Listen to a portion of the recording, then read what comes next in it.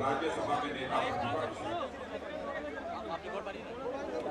और राष्ट्रीय नेता आदरणीय अरुण जेटली जी और हमारे भारतीय जनता पार्टी उत्तर प्रदेश के प्रदेश अध्यक्ष श्री सूर्य प्रताप शाही, भारतीय जनता पार्टी के राष्ट्रीय उपाध्यक्ष जनाब मुख्तार अब्बास नकवी साहब और जनता दल यू के राष्ट्रीय महासचिव आदरणीय केसी त्यागी जी, भारतीय जनता पार्टी के पूर्व प्रदेश अध्यक्ष डॉक्टर रमापति रामजी त्रिपाठी, श्री दिनेश जी गोयल, यहाँ उपस्थित मेरे सभी सम्मानित बहनों एवं भाइयों, मुझे भारी मन से उपवास पर बैठने का यह फैसला करना होगा। सहज भाव से मैंने यह कोई फैसला नहीं किया। आपको मैं याद दिलाना चाहता हूं कि जिस समय उत्तर प्रदेश विधानसभा का चुनाव चल रहा था, तो आज की यहां की मुख्यमंत्री मायावती जी ने प्रदेश की जनता से यह वादा किया था कि समाजवादी पार्टी के शासनकाल में जिस प्रकार की अराजक स्थिति उत्तर प्रदेश में पैदा हो गई और एक दहशत का माहौल पैदा हो गया है, यदि हमारी सरकार बनती है तो मैं यहां पर अमन अमान के हालात में कायम करूंगी और गुंडे और बदमाशों के हौसले में पस्त करूंगी। लेकिन आप सब लोगों ने देखा कि मायावती जी का 4 वर्ष का कार्यकाल गुजरने के बाद कितने गुंडे और कितने बदमाशों के हौसले पस्त हुए हैं। कानून और व्यवस्था की स्थिति बेहतर होने के बजाय बल्कि बद से बदतर हो गई है, ऐसी स्थिति हो गई। जन सामान्य अपने को पूरी तरह से असुरक्षित महसूस कर रहा है। कब कौन गोलियों से खून दिया जाए यह कुछ कहा नहीं जा सकता। सबको सब बहुजन समाज पार्टी के विधायक और मंत्री भी, उनके संरक्षण में गुंडागर्दी हो रही है, महिलाओं की इज्जत और असमत लूटी जा रही है। ऐसे जब हालात पैदा हो गए और यह गाजियाबाद जिस संसदीय निर्वाचन क्षेत्र का मैं सांसद हूं, कभी एक औद्योगिक नगरी के रूप में जाना जाता था, आज गाजियाबाद की भी कानून और व्यवस्था के को लेकर इतनी बदतर स्थिति हो गई है। यदि देखा जाए तो गाजियाबाद से लेकर गोरखपुर तक भाइयों भाइयों पूरा उत्तर प्रदेश जल रहा है और भारतीय जनता पार्टी एक जागरूक राजनीतिक पार्टी है। उत्तर प्रदेश को जलते हुए हम अपनी आंखों से नहीं देख सकते हैं। इसीलिए मैंने फैसला किया कि अपना विरोध दर्ज कराने के लिए सरकार के समक्ष यही सिलसिला चलता रहा तो भारतीय जनता पार्टी पूरे उत्तर प्रदेश में अपने आंदोलन की धार को तेज चलेगी। 24 घंटे तक लगातार उपवास पर बैठने का मैंने फैसला किया। यदि मैं आपको बताऊं, नेशनल क्राइम रिपोर्ट ब्यूरो की एक रिपोर्ट आपको जानकर आश्चर्य होगा, केवल 2009 में लगभग 28,000 मामले जो कि दर्ज हुए थे पुलिस के थानों में पूरे उत्तर प्रदेश में, लेकिन जो दर्ज नहीं हुए सबको मिला दिया जाए तो लगभग 50,000 से अधिक वारदातें केवल उत्तर प्रदेश में हुई। और उत्तर प्रदेश में दहशत का आलम इस सीमा तक कि केवल 2009 में 636 बार पुलिस फायरिंग हुई है, जबकि जम्मू कश्मीर जहां पर की आतंकवादियों की बराबर दहशत रहती है, उस जम्मू कश्मीर में 2009 में केवल 147 बार पुलिस फायरिंग हुई है। यानी उत्तर प्रदेश में पुलिस फायरिंग इस हिंदुस्तान के सभी राज्यों से अधिक हुई है। यह हुआ है तो केवल मायावती जी के शासनकाल में हुआ है। आपको यह भी जानकर आश्चर्य होगा कि पुलिस फायरिंग में एक वर्ष में केवल 2009 में यहां पर 58 लोगों की जानें गई हैं, वहीं पर जम्मू कश्मीर में केवल 28 लोगों की जानें गई हैं। यहां पर भी आतंकवादियों की दहशत रहती है। इतनी हालत यहां पर बदतर हो चुकी है। और आप जानते हैं वादा यह भी किया हमारी हुकूमत आ जाएगी तो 2 साल के अंदर 24 घंटे की बिजली मुहैया कराई जाएगी। कितने घंटे बिजली आपको मिल रही है यह बताने की जरूरत नहीं है। गांवों की हालत तो इतनी बदतर हो गई है, 2 दिन 3 दिन तक बिजली की रोशनी देखने के लिए लोग तरस जाते हैं। कब बिजली आएगी, कब बिजली चली जाएगी, इस बात की कोई गारंटी नहीं है। यदि कम से कम उत्तर प्रदेश की जनता को यह बतला दिया जाता कि रोस्टिंग का समय फला से लेकर फला समय तक होगा, तो कम से कम वह जनता इतना तो मान लेती कि इतने समय बिजली नहीं आएगी। यदि वो अपनी वैकल्पिक व्यवस्था कर सकती तो वो अपनी वैकल्पिक व्यवस्था भी उस समय कर पाती, लेकिन इस बात की कोई जानकारी नहीं रहती है। बिजली कब आएगी, कब चली जाएगी, बराबर यहाँ आंख मिचौनी का खेल निरंतर जो है चलता रहता है।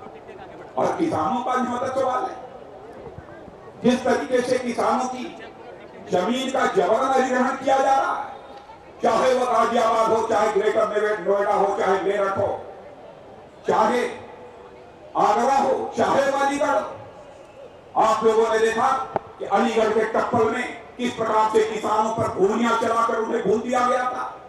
वहां पर भी मैं अपना विरोध दर्ज कराने के लिए पहुंचा था और इस मामले को संसद में मैंने उठाया था और संसद की कार्रवाई एक दिन तक हम लोगों ने नहीं चलने दी थी। अरुण जेटली जी यहाँ पर नेता प्रतिपक्ष राज्यसभा के बैठे हैं, इन्होंने भी इस मामले को प्रभावी तरीके से राज्यसभा में उठवाने का काम किया था। लोकसभा में सरकार के वरिष्ठ मंत्री ने खड़े होकर हम सबको आश्वस्त किया था कि अगले सत्र में भूमि अधिग्रहण संशोधन बिल लाया जाएगा, लेकिन सत्र कई गुजर चुके, भूमि अधिग्रहण संशोधन बिल इस सरकार के द्वारा संसद में पेश नहीं किया गया। जबकि भारतीय जनता पार्टी ने इस सरकार को आश्वासन दिया था जो ही भूमि अधिग्रहण संशोधन बिल संसद में पेश किया जाएगा, भारतीय जनता पार्टी उसे अपना समर्थन देगी, उसे संसद में पारित कराएगी। लेकिन इस आश्वासन के बावजूद संसद में पेश ही नहीं किया गया। और मैंने तो प्रधानमंत्री जी से यह भी अनुरोध किया था कि प्रधानमंत्री जी, यदि आपको बिल संसद में पेश करने में कोई अड़चन है तो कम से कम आपके द्वारा एक एडवाइजरी देश के सभी राज्यों के मुख्यमंत्रियों को जारी कर दी जानी चाहिए कि जब तक भूमि अधिग्रहण संशोधन बिल संसद में पारित नहीं हो जाता है तब तक किसानों की जमीन का अधिग्रहण नहीं किया जाना चाहिए और कम से कम फोर्सफुली जबरन उनकी जमीन का अधिग्रहण नहीं किया जाना चाहिए। एक सलाह तो आपके द्वारा देश के सारे मुख्यमंत्रियों को दी जानी चाहिए, लेकिन कांग्रेस नेतृत्व की सरकार ने यह सलाह देने की भी जहमत नहीं उठाई। और उत्तर प्रदेश में जो आलम है, जो कुछ भी हुआ है भट्टा परसौल में, ग्रेटर नोएडा में, उसे आप लोगों ने अपनी नंगी आंखों से देखा है। किस तरीके से गोलियां चलाई गई हैं किसानों के ऊपर, महिलाओं के ऊपर जिस प्रकार से उनके साथ बर्बरता की गई है। कितने मरे हैं, कितने जिंदा हैं, इसको लेकर आज भी भट्टा परसौल में कयास लगाए जा रहे हैं। शासन यह भी बताने को तैयार नहीं है कितने लोग इस समय गांव में हैं, कितने लोग इस समय बाहर हैं। और कांग्रेस के नेता और एक से एक राजा साहब हैं, कांग्रेस के महामंत्री से दिग्विजय सिंह राजा साहब, वह पहुंच गए वहां पर धरना देने के लिए भट्टा परसौल में, और दूसरे युवराज भी वहां पर जो कांग्रेस के महामंत्री हैं वह भी धरना देने के लिए पहुंच गए। धरना देने पर मुझे कोई आपत्ति नहीं, कोई शिकायत मुझे नहीं होती, लेकिन यदि आपकी सरकार केंद्र में नहीं होती तो मैं मान लेता कि विरोध दर्ज कराने के अतिरिक्त आपके पास कोई दूसरा विकल्प नहीं है। लेकिन यहाँ की बहुजन समाज पार्टी की सरकार के साथ मिली भगत करके कि राजनाथ सिंह किसान के बेटे होकर यदि जाना चाहे भट्टा परसौल के लोगों का हालचाल लेने, उनका कुशलक्षेम लेने, तो कहा जाता है कि धारा 144 लगी है, राजनाथ सिंह को वहां जाने नहीं दिया जाएगा। लेकिन यदि कांग्रेस के युवराज यदि वहां पर जाना चाहे तो धारा 144 समाप्त कर दी जाती है और उनको वहां जाने का मार्ग प्रशस्त कराया जाता है। उन्होंने आश्वासन दिया, उन्होंने कहा था धरना पर बैठते समय, कहा था अनिश्चितकालीन तक अनिश्चितकालीन ये हमारा धरना है और हमारा धरना तब तक चलेगा जब तक कि हमारी मांग पूरी नहीं हो जाती है। न्यायिक जांच की मांग वो कर रहे थे। तो मैं पूछना चाहता हूं कि आप रात को उठकर वहां से चले क्यों गए? यदि पुलिस ने गिरफ्तार किया था तो आपको आपका धरना वहां जारी रहना चाहिए था, धरना समाप्त नहीं होना चाहिए था। कहना चाहिए था कि पुलिस जेल ले जाना चाहती है, मुझे जेल ले जाए, जब तक हमारी मांग नहीं पूरी होगी हम जेल के बाहर नहीं निकलेंगे। लेकिन यह साहस आप नहीं जुटा पाए।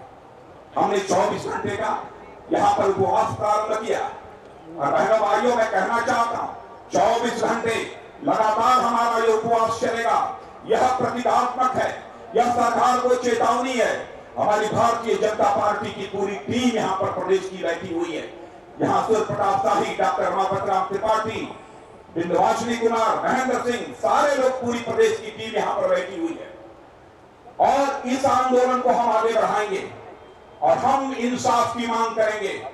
और राहुल जी से मैं कहना चाहता हूं कि राहुल जी आप धरने पर मत बैठिए, आपकी दिल्ली में सरकार है।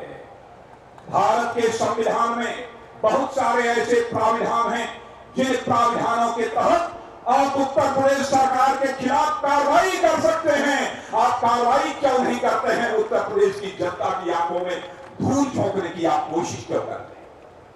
लेकिन नहीं, चुनाव का समय आ रहा है, ड्रामा होना चाहिए। ड्रामे का दौर चल रहा और उत्तर प्रदेश में कांग्रेस अपना आधार पूरी तरह से खो चुकी है। बहनों भाइयों, मैं कांग्रेस के लोगों को सुझाव देना चाहता हूं कि किसानों और मजदूरों के सवाल पर अथवा उत्तर प्रदेश की चाहे किसी भी वर्ग की जनता हो, व्यापारी हो, किसान हो, शिक्षक हो, कोई भी हो, उनके सवाल पर ड्रामा नहीं किया जाना चाहिए, माहौल नहीं उड़ाया जाना चाहिए, जनता की आंखों में धूल झोंकने की कोशिश नहीं की जानी चाहिए। और आपने तो गुमराह किया है उत्तर प्रदेश की जनता को। और मैं आपसे पूछना चाहता हूं, क्या सच बोलकर राजनीति नहीं की जा सकती? यदि आपकी समझ में ना आ रहा हो तो मैं कहना चाहता हूं, स्वस्थ राजनीति की जा सकती है तो केवल सच बोलकर ही स्वस्थ राजनीति की जा सकती है। झूठ बोलकर कभी स्वस्थ राजनीति नहीं की जा सकती।